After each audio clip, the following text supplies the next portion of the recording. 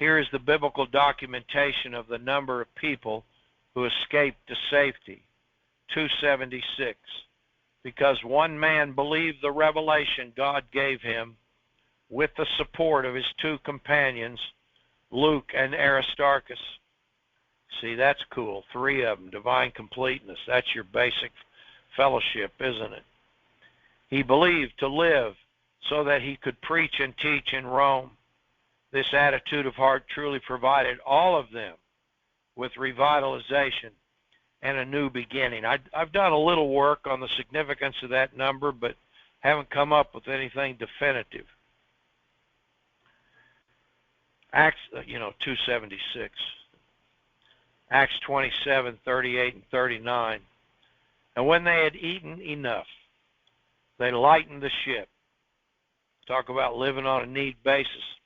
And cast out the wheat into the sea. And when it was day, they knew not the land, but they discovered a certain creek with a shore. Access, egress. God provided it.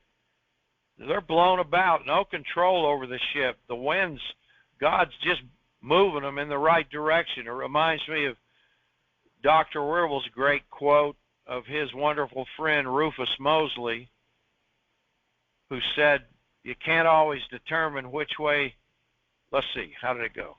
You can't always keep the devil from kicking you, but you can determine which way you go. That was the line. Beautiful. Because we all endure pursuit, endure hardship, if you're going to stand on the Word. But you can determine which direction you take mentally and spiritually, if even physically.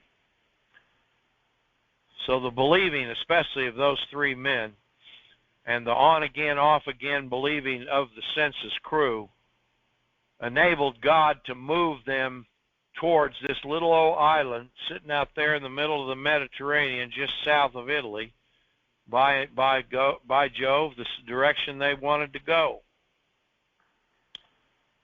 And read that, didn't I? Certain creek with a shore into the which they were minded, if it were possible, to thrust in the ship. They survived by the believing that Paul inspired. They sharpened up their wits again and utilized their skills to get ashore safely.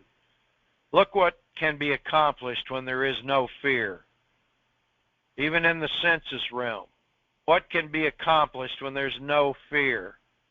And one of the great, boiling it down, jobs of a true minister is to eliminate fear in the hearts of people that want to believe the message he's giving them. To keep fear out of the equation. Look what can be accomplished. Then all their natural abilities kick in. Isn't that something? Acts 27, 40 to 42.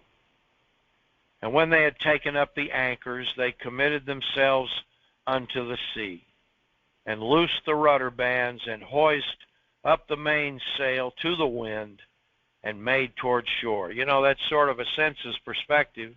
They know it's God moving them along, but that's the circumstance. And falling into a place where 2 seas met, how'd they end up there? Remember the prophet in the Old Testament? They'd borrowed an axe and the head flew into the water, and the prophet picked out a stick from the tree and whittled it down, took his time. One thrust, and the iron did swim. Revelation. Inspired action by revelation. There you go. By the by, this is interesting. One of our remnant emailed me a couple of days ago. Remember, I was talking about paradise.